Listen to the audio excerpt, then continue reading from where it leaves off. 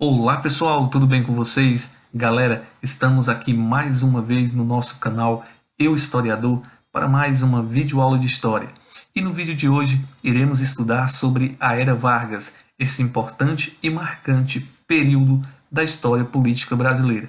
Mas galera, antes de iniciarmos essa videoaula, peço a vocês que se inscrevam em nosso canal, curtam os nossos vídeos e divulguem o nosso canal para outras pessoas, para que assim este conhecimento possa chegar a várias pessoas. Galera, é isso aí, se liga que a nossa videoaula está começando.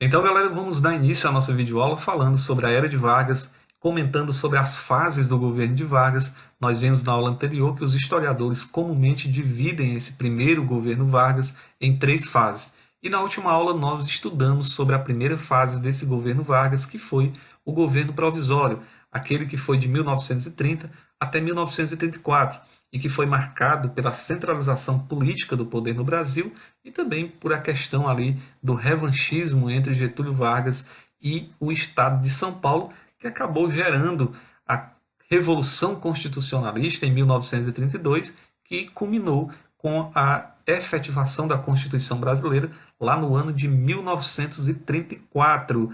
Em 1934, Getúlio Vargas vai ser conduzido através do voto indireto à presidência da República Brasileira e vai ser neste instante que vai dar-se início ao chamado governo constitucional. Vamos nessa aula colocar alguns pontos e algumas características desta fase do governo Vargas. Uma das principais características vai ser a disputa política e ideológica entre os integralistas e os aliancistas. Galera, neste momento, 1934, o mundo ele vivia ali uma explosão dos movimentos que ficaram conhecidos como o totalitarismo, como, por exemplo, o nazismo na Alemanha, o fascismo na Itália e também o comunismo ou o socialismo lá na União Soviética. Então nós vamos ter esses movimentos que vão ser antagônicos, que vão ser ideológicos e políticos e que vão ter reflexo também dentro da política brasileira, principalmente aí junto com a criação desses grupos chamados de integralistas e aliancistas. Nós vamos ver aqui algumas características dos integralistas, por exemplo. Eles se baseavam muito ali nas ideologias trazidas e colocadas em práticas na Itália por Benito Mussolini, e eles ficaram conhecidos, né, pela sigla AIB, que significava Ação Integralista Brasileira, e eles tinham uma defesa muito forte, traziam consigo um lema muito importante de defesa, uma bandeira de defesa, que era Deus, Pátria e Família. É importante que se diga também que os integralistas eles eram ali comandados, eles tinham um chefe, um pensador, um mentor, que era Plínio Salgado, como vocês estão vendo. E os integralistas ficaram muito famosos nesse momento da história política brasileira por usarem essa farda verde, né, que vocês estão vendo aí. Daí eles terem ficado conhecidos como os camisas verdes, né? E eles utilizavam um símbolo também para representar a sua organização política e ideológica, que era um símbolo, uma letra grega chamada sigma, viu galera? Do outro lado nós tínhamos uma oposição aos integralistas, que eram os aliancistas. Os aliancistas eles eram uma frente popular comunista, aí a gente vê o seguinte, uma oposição entre o socialismo, o comunismo, né, versus o fascismo. Eles ficaram conhecidos como ANL, uma sigla que significava Aliança Nacional Libertadora, e uma das principais bandeiras de defesa, na verdade, dos aliancistas era justamente a questão da reforma agrária, viu galera? Prestem atenção nisso. Os aliancistas, ou Aliança Nacional Libertadora, era liderada por Luiz Carlos Prestes. O Luiz Carlos Prestes, que foi inclusive aí um dos líderes da chamada Intentona Comunista, a Intentona Comunista que foi um levante comunista promovido por Luiz Carlos Prestes neste período do governo Vargas, durante o governo constitucional. Foi um movimento que foi duramente sufocado pelo governo e o governo utilizou, né, esse movimento para gerar algumas falácias políticas, né, que nós vamos ver posteriormente nessa videoaula. Os principais simpatizantes da ANL foram presos durante o fim dessa intentona comunista, né? E um dos principais aí, né, um dos mais importantes simpatizantes que foram presos nesse momento da intentona comunista foi o escritor Graciliano Ramos. Isso é muito importante ser falado, né?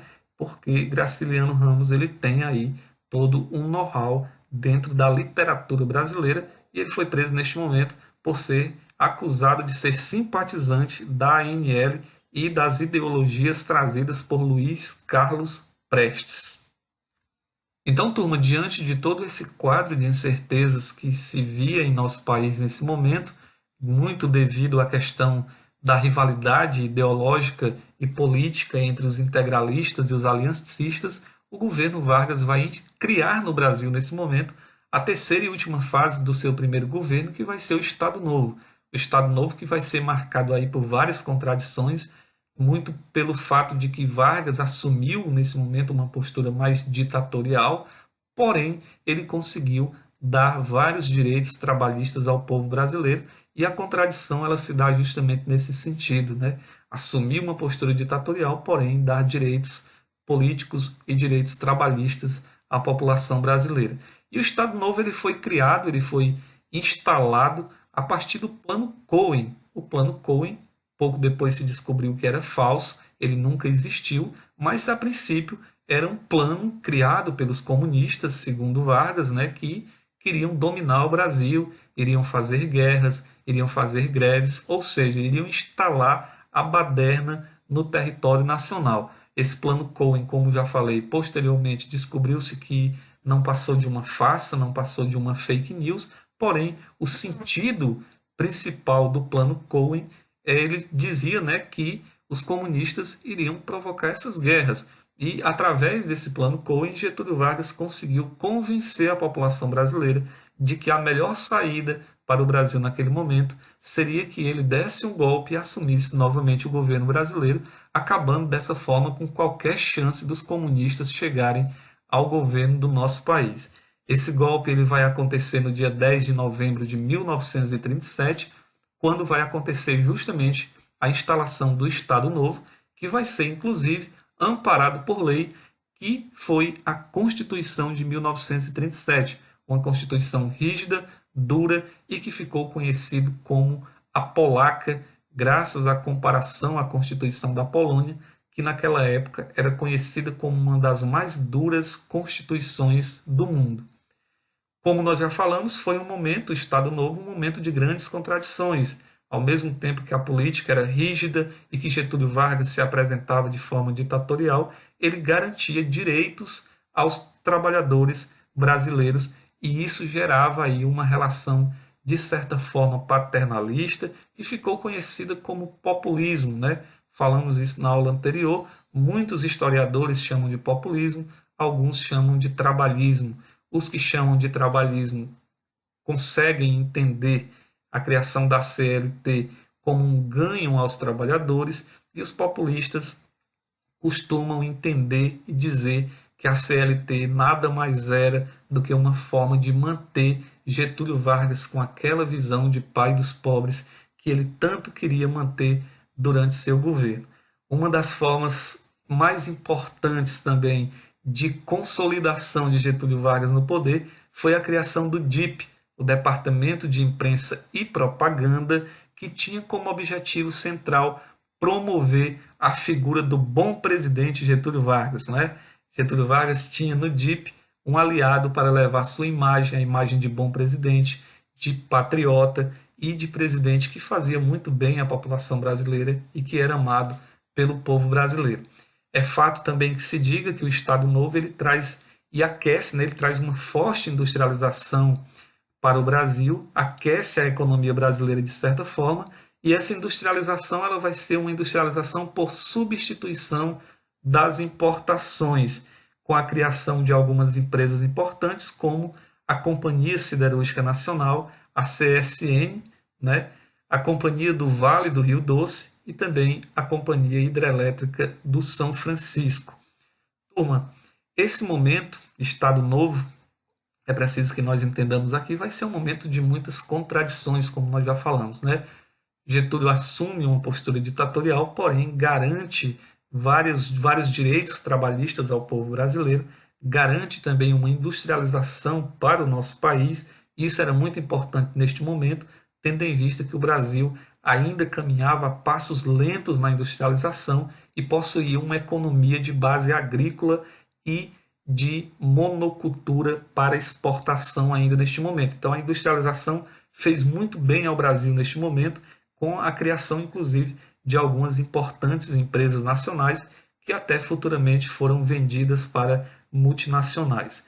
Diante de tudo isso, de toda essa contradição, a Segunda Guerra Mundial vai estourar entre os países europeus, com a participação dos Estados Unidos, e o Getúlio Vargas, aí tendo essa posição ditatorial, ele vai ser por várias vezes pressionado pelo governo dos Estados Unidos, que sentia no Brasil um de seus aliados, a mudar o seu ritmo político, a mudar suas rotas políticas e a trazer a democracia para o Brasil de novo. Isso é muito importante neste contexto, porque diante de todas essas pressões, Getúlio Vargas ele consegue ter a flexibilidade política necessária para se manter como presidente do Brasil e manter boas relações com os Estados Unidos, mesmo assumindo uma política ditatorial em território nacional. Essa situação ela acaba gerando, nessa situação de conflito, de Segunda Guerra Mundial e de todo esse arroxo político que ocorria no Brasil, acabou gerando, já no finalzinho do governo Vargas, uma série de conflitos, de confrontos, e a oposição a Getúlio Vargas ela começou a crescer de uma forma muito grande, muito rápida, muitas pessoas pedindo a saída de Getúlio Vargas do poder, e outra frente, né, liderada pelo povão, por a população mais pobre do nosso país, queria que Getúlio Vargas ficasse. Inclusive, esse movimento de queremos que Getúlio Vargas fique no poder recebeu o nome de queremismo e foi um dos mais importantes acontecimentos ideológicos no Brasil nesse momento. Esse movimento chamado de queremismo, porém, não foi suficiente para manter Getúlio Vargas no poder, tendo em vista que este foi destituído do cargo no ano de 1945, colocando fim nessa primeira fase do governo Vargas, ou seja, nesse primeiro governo Vargas, como ficou conhecido os 15 primeiros anos da história política de Vargas à frente da presidência da República do Brasil. Galera, essa foi a nossa videoaula. Eu espero ter contribuído para os estudos de vocês. Na aula de hoje nós vimos sobre o governo constitucional e sobre o Estado Novo, as contradições e os ganhos trabalhistas que a população brasileira teve neste momento, a postura ditatorial de Getúlio Vargas e a industrialização do nosso país. Eu espero ter contribuído com os estudos de vocês. Um abraço e até a nossa próxima aula.